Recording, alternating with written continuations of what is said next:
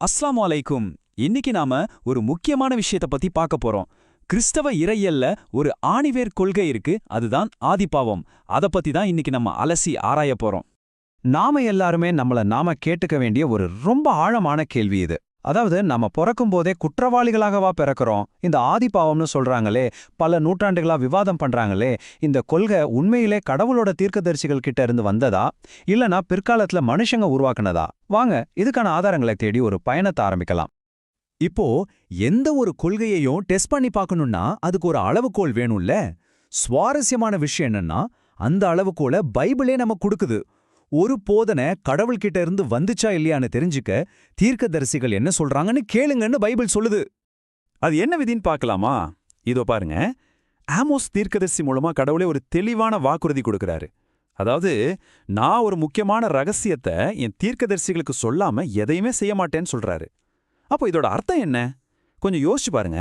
இந்த ஆதிபாவம் அப்படிங்கிறது மனுஷங்களோட வட்சிப்புக்கு அவ்வளவு முக்கியமான ஒரு கொள்கையா இருந்திருந்தா கண்டிப்பா எல்லா தீர்க்கதரிசிகளும் அதை பத்தி ரொம்ப தெளிவா சொல்லிருக்கணும்ல. அதுதானே நியாயம். சரி, அப்போ நம்ம சோதனைய ஆரம்பிச்சிடலாம். காலவரிசைப்படி ஒவ்வொரு தீர்க்கதரிசியும் என்ன சொல்லியிருக்காங்கன்னு பார்த்து இந்த ஆதிபாவம் அப்படிங்கிற கொள்கை அங்க இருக்கா இல்லையான்னு கண்டுபிடிப்போம். நம்ம பயணம் எங்கிருந்து தொடங்குதுன்னா மோசேயிடம் இருந்து, அதாவது கடவுள் கொடுத்த சட்டத்தோட ஆரம்பத்துல இருந்தே. இங்கதான் பாவம்னா என்ன, அதுக்கு யார் பொறுப்புங்கிற அடிப்படை விதியையே கடவுள் உருவாக்குறாரு. இந்த வசனத்தை நல்லா கவனிங்க. இது ஏதோ ஒரு சமூக சட்டம் மட்டும் கிடையாது. இது பாவம் மற்றும் நீதியை பத்தின கடவுளோட நேரடி வரையறை. ஒவ்வொருவனும் தன் பாவத்துக்காக தான் தண்டிக்கப்படணும். இதை விட தெளிவா எப்படி சொல்ல முடியும் சொல்லுங்க?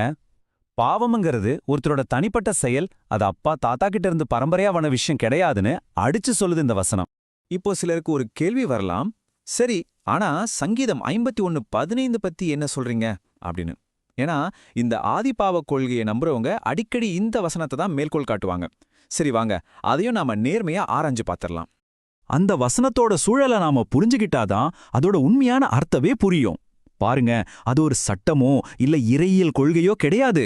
அது தாவீது ராஜா எழுதின ஒரு தனிப்பட்ட ரொம்ப உணர்ச்சி பூர்வமான கவிதை. அவர் செஞ்ச பாவத்துக்காக மனசு வருந்தி ரொம்ப உருக்கமா பாடுனது. கவிதை வேற, சட்டம் வேற இல்லையா? அந்த வித்தியாசத்தை நாம புரிஞ்சுக்கணும். சரி, கவிதையை இப்போ ஓரமா வைப்போம். இப்போ நாம பார்க்க போறது பைபிள்லயே இந்த பரம்பரை பாவ கொள்கைக்கு கொடுக்கப்பட்ட மிக தெளிவான நேரடியான ஒரு மறுப்பு. இத சொல்றது யாரு தெரியுமா? ஒரு தீர்க்கதரிசி மூலமா கடவுளே சொல்றாரு. நம்ம தேடல்ல இது ஒரு முக்கியமான திருப்பு முனைனே சொல்லலாம். இங்க பாருங்க, கடவுள் எசேக்கியேல் தீர்க்கதரிசி மூலமா அந்த காலத்துல இருந்த ஒரு தப்பான பழமொழியே சரி பண்றாரு.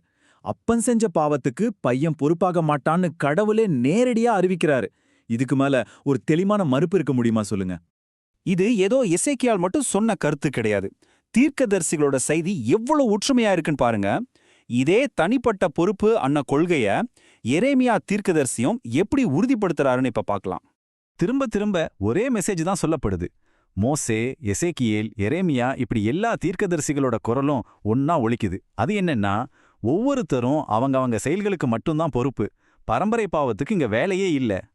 தீர்க்கதரிசிகளோட தீர்ப்பு ரொம்ப தெளிவா இருக்கு. சரி, இப்ப நாம கிறிஸ்தவத்தோட மையமா கருதப்படுற இயேசு கிட்ட வருவோம்.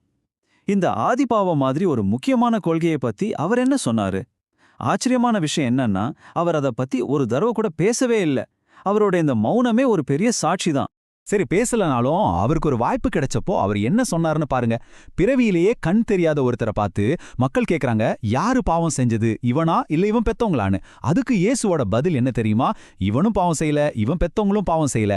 பாருங்க, பரம்பரை பாவம் அப்படின்ற ஒரு ஐடியாவையே அவர் அடியோட நிராகரிச்சிட்டாரு. அதுக்கு பதிலா இயேசு குழந்தைங்கள பத்தி என்ன சொன்னாரு தெரியுமா? சின்ன பிள்ளைங்கள என்கிட்ட வரவிடுங்க, ஏன்னா கடவுளோட ராஜ்யம் அவங்கள மாதிரி இருக்கிறவங்களுக்கு தான் சொந்தம்னு சொன்னாரு. அவர் குழந்தைங்கள பாவத்துல பிறந்த குற்றவாளியா பார்க்கல, மாறா ஆன்மீக தூய்மைக்கு ஒரு எடுத்துக்காட்டாதான் பார்த்தாரு. இதுவரைக்கும் நாம பார்த்த வகையில தீர்க்கதரிசிகளும் சரி, இயேசுவும் சரி ஒரே நேர்கோட்டில தான் போயிட்டு இருந்தாங்க. ஆனா இப்போ கதையில ஒரு பெரிய ட்விஸ்ட் வருது. இந்த முழு இறையியலையுமே மாத்தி அமைச்ச ஒரு புது நபர் உள்ள வராரு. தீர்க்கதரிசிகளும் சொல்லல, இயேசுவும் சொல்லல. அப்போ இந்த ஆதிபாவ கொள்கை எங்கிருந்து தான் வந்துச்சு? நம்மளோட விசாரணை இப்போ அதோட மூலத்தை தேடி போகுது. இது பவுலோட வார்த்தைகள். இங்க ஒரு முக்கியமான விஷயத்த நீங்க கவனிக்கணும். அவர் எந்த ஒரு தீர்க்கதரிசியையும் கோட் பண்ணல, இயேசு சொன்னதா சொல்லல. இது முழுக்க முழுக்க அவரோட சொந்த இறையியல் லாஜிக். இந்த டேபிள் எல்லாத்தையும் ரொம்ப தெளிவா காட்டுது. ஒரு பக்கம் தீர்க்கதரிசிகள் மற்றும் இயேசுவோட போதனை, இன்னொரு பக்கம் பவுலோட புது இறையியல். இது ரெண்டுக்கும் சம்பந்தமே இல்ல, ஒண்ணுக்கு ஒண்ணு நேரெதிரா இருக்கு. அப்போ முக்கியமான கேள்வி என்னன்னா, பவுலுக்கு ஏன் இந்த புது கொள்கை தேவைப்பட்டுச்சு? பதில் ரொம்ப சிம்பிள். உலகத்துல எல்லாருக்கும் பொதுவா ஒரு பரம்பரை பாவம் இருந்தாதான் அந்த பாவத்தை போக்குறதுக்கு உலகத்துக்கே பொதுவான ஒரு மீட்பர் தேவைப்படுவார். இதுதான் அவரோட இரட்சிப்பு இறையியலுக்கு அடித்தளமா இருந்துச்சு. சரி, நாம இது வரைக்கும் பார்த்த எல்லா ஆதாரங்களையும் ஒன்னா சேர்த்து நம்மளோட இறுதி தீர்ப்புக்கு வரலாம். இந்த டைம்லைன் இந்த கொள்கையோட பயணத்தை ரொம்ப தெளிவா காட்டுது. முதல்ல தீர்க்கதரிசிகள் தனிப்பட்ட பொறுப்பு பத்தி பேசுனாங்க. அதுக்கப்புறம் பவுல் பரம்பரை பாவம் அப்படிங்கிற லாஜிக்க கொண்டு வராரு. கடைசியா பல நூற்றாண்டுகளுக்கு அப்புறம் அகஸ்டின் அன்னவரை தான் அதை ஒரு முறையான மத கொள்கையா மாத்துறாரு. அப்போ நம்மளோட இந்த ஆய்வுல இருந்து நாம தெரிஞ்சுக்கிட்ட உண்மைகள் என்னன்னா, 1, எந்த பைபிள் தீர்க்கதரிசியும் ஆதி பாவத்தை பத்தி சொல்லல. 2, கடவுளே பரம்பரை பாவத்தை நேரடியா நிராகரிச்சாரு. 3, இயேசு அத பத்தி பேசாதது மட்டும் இல்லாம குழந்தைங்கள தூய்மையானவங்கன்னு சொன்னாரு. 4, பவுல் தான் இந்த பரம்பரை பாவ லாஜிக்க முதல்ல அறிமுகப்படுத்துறாரு. கடைசியா அகஸ்டின் தான் இதை ஒரு அதிகாரப்பூர்வமான கொள்கையா மாத்துறாரு.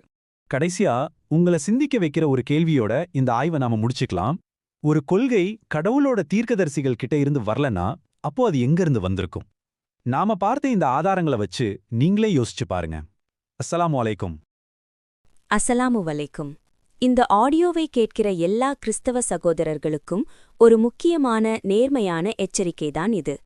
நீங்கள் பல ஆண்டுகளாக நம்பி வருகிற மூல பாவம், அதாவது ஒரிஜினல் சின் என்ற கோட்பாடு உண்மையிலேயே தேவனால் கொடுக்கப்பட்ட வேதாகம போதனையா அல்லது பின்னாளில் மனிதர்கள் உருவாக்கிய ஒரு கருத்தா? சற்று அமைதியாக திறந்த மனதோடு சிந்தித்து பாருங்கள். முதலில் ஒரு கேள்வி. மோசே, தாவீது, ஏசாயா, எரேமியா, எசேக்கியேல் இவர்களில் யாராவது ஆதாமின் பாவம் எல்லா மனிதர்களுக்கும் மரபாக வருகிறது என்று போதித்தார்களா? இல்லை. மாறாக எசேக்கியேல் தீர்க்கதரிசி தெளிவாகச் சொல்கிறார், பாவம் செய்கிற ஆத்துமாவே சாகும், தந்தையின் பாவத்தை மகன் சுமக்க மாட்டான். இது தேவனுடைய நேரடி வார்த்தை. அப்படியென்றால் ஒரு மனிதன் இன்னொருவரின் பாவத்துக்காக குற்றவாளியாக பிறக்கிறான் என்ற கோட்பாடு தேவனுடைய நீதிக்கு எப்படி பொருந்தும்? இப்போது இயேசுவை பாருங்கள். இயேசு ஒருபோதும் நீங்கள் ஆதாமின் பாவத்தால் பிறந்தபோதே குற்றவாளிகள் என்று சொன்னாரா? இல்லை. மாறாக அவர் சொன்னார், சிறு குழந்தைகளை என்னிடம் வரவிடுங்கள், அவர்களுக்கே பரலோக ராஜ்யம். குற்றவாளிகளுக்கா பரலோக ராஜ்யம் சொந்தம்? இல்லை. அப்படியென்றால் இந்த மூல பாவம் என்ற கோட்பாடு எங்கிருந்து வந்தது? இங்கேதான் உண்மை ஆரம்பிக்கிறது. இந்த கருத்து இயேசுவிடமிருந்தும் அல்ல, தீர்க்கதரிசிகளிடமிருந்தும் அல்ல. இது பவுல் எழுத்துகளில் முதன்முறையாக தோன்றுகிறது. ரோமர் கடிதத்தில் பவுல் ஆதாம் இயேசு என்று ஒரு தத்துவ ஒப்பீட்டை உருவாக்குகிறார். அது தேவனின் வெளிப்பாடல்ல, பவுலின் தத்துவ விளக்கம். பின்னாளில் ஆகஸ்டின் என்ற திருச்சபை தத்துவஞானி இந்த கருத்தை ஒரு அதிகாரப்பூர்வ கோட்பாடாக மாற்றினார். அதனால்தான் யூத மதத்தில் மூலபாவமில்லை, இயேசுவும் போதிக்கவில்லை, தீர்க்கதரிசிகளும் சொல்லவில்லை. ஆனால் இன்று அது கிறிஸ்தவ நம்பிக்கையின் அடிப்படையாகிவிட்டது. எனவே சகோதரர்களே, தேவன் சொல்லாததை, தீர்க்கதரிசிகள் போதிக்காததை, இயேசு உறுதி செய்யாததை நாம் நம்பிக்கையாக வைத்துக்கொள்வது உண்மையிலேயே பாதுகாப்பானதா? சிந்தியுங்கள். உண்மையை தேடுபவர்களுக்கு தேவன் வழிகாட்டுவான். நன்றி.